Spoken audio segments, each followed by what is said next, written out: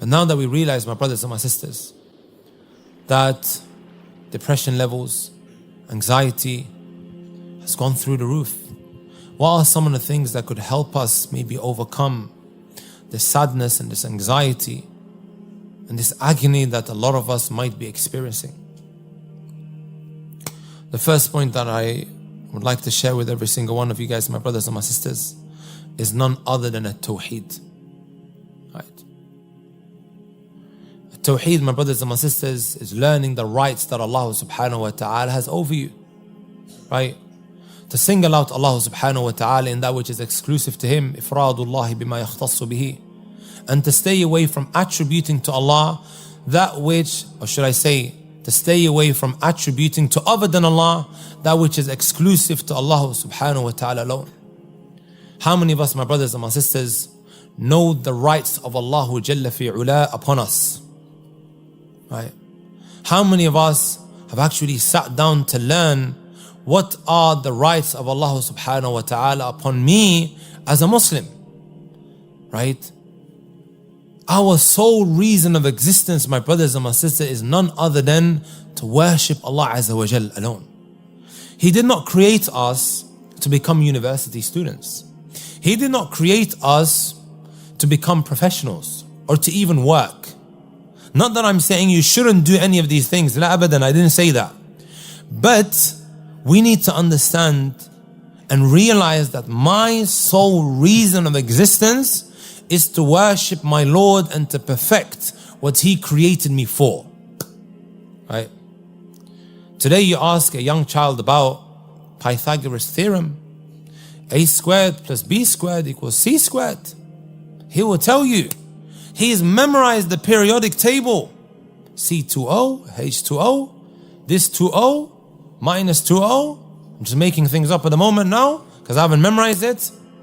Alliteration, condensation, evaporation, and all of the other shations. He has what? Mastered it.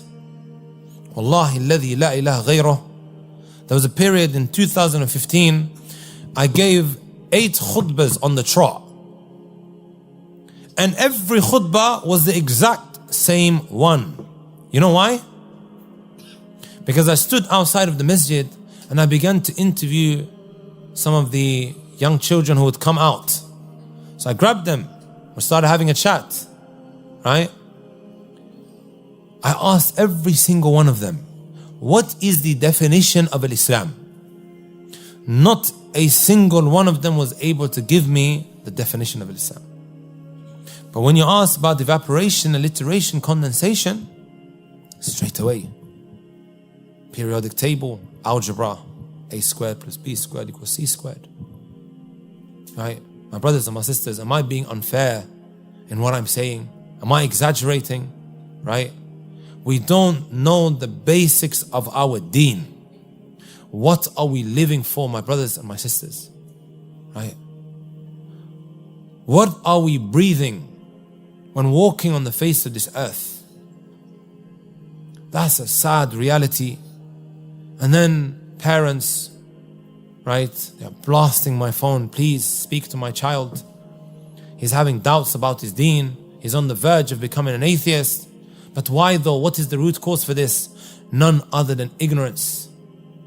They don't know anything about their religion. And then we take them to these universities that are breeding grounds of kufr, shirk, feminism, liberalism, secularism, and of course the rainbow team that is extremely, extremely active. Charging at vulnerable Muslims who don't have the tools to equip themselves in repelling these doubts that are going to come their way. People always message him saying, brother, I don't feel that connection with Allah Azza wa Jal. I don't feel that love.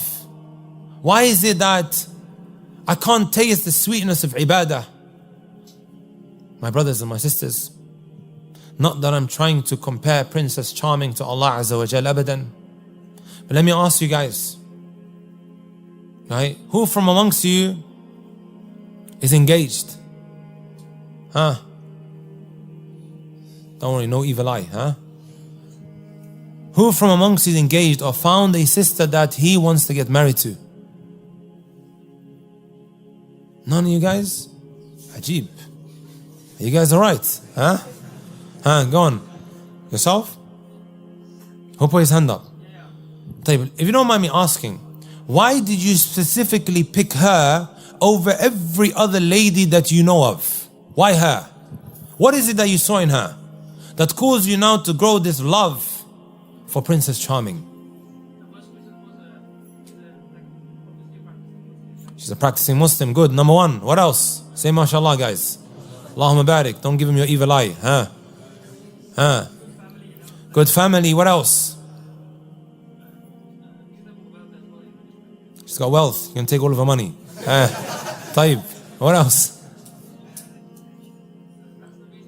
Tomorrow when you come to find out that she prays at night, you're going to be like, I've hit the jackpot. Sahih.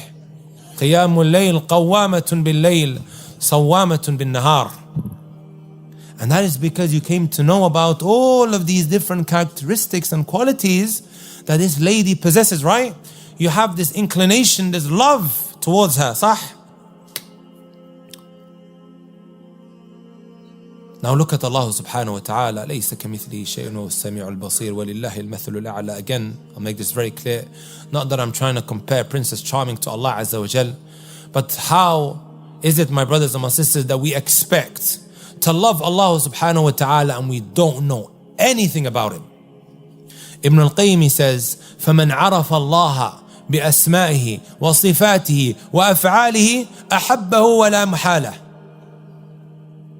Whoever learns about Allah subhanahu wa ta'ala, His names and His attributes and His actions, right? It is a must that he's going to grow a love for Allah subhanahu wa ta'ala. La shakka wa la rayb, my brothers and my sisters. We know absolutely nothing about the Almighty Creator, right? And when I talk about learning about the names of Allah Azza wa Jal and His attributes, you come to His names, you learn about the sifa, the attribute that also comes with this name of Allah subhanahu wa ta'ala, and the capabilities of Allah subhanahu wa ta'ala, right? And we'll take some examples inshaAllah ta'ala, right?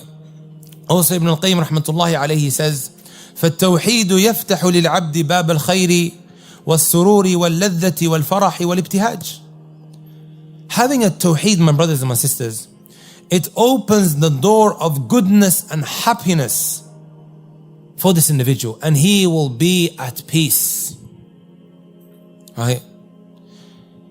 Couple of examples, my brothers and my sisters, of individuals who really actualized a tawheed.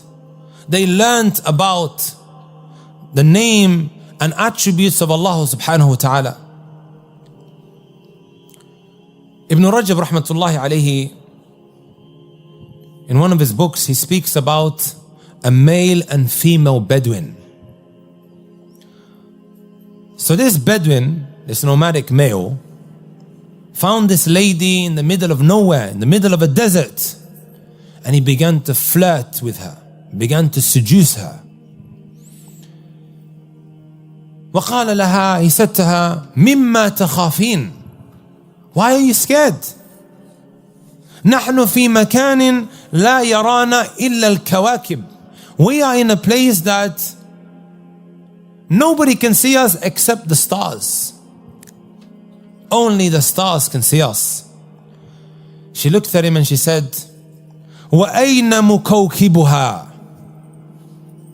Where is the one who created these stars? The mukawkib.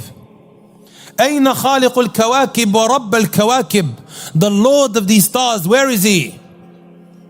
أَلَا يَرَانَا? Does He not see us, my brothers and my sisters? فَكَفَّ الرَّجُلِ. He withheld from doing any haram with her. She instilled within him the name of Allah subhanahu wa ta'ala, Al-Basir, Al-Raqib. Allah subhanahu wa ta'ala can see everything. Allah subhanahu wa ta'ala is watching over us. And he hit him hard, my brothers and my sisters, and he stayed away from that sin. Now when you're under your blanket, both old and young, male and female, You come across these videos and you think that nobody is watching. Look how we behave, my brothers and my sisters, when there is a CCTV in the building.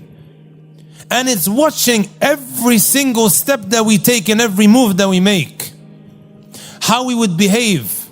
Again, I'm not trying to compare Allah to a CCTV. لَيْسَ كَمِثْلِهِ شَيْءٌ وَهُوَ السَّمِيعُ الْبَصِيرُ. But look how we behave. But Allah subhanahu wa ta'ala, who watches over every single detail. What is our response, my brothers and my sisters? Have we really internalized some of these names of Allah Azza wa Jalla and the attributes that it comes with?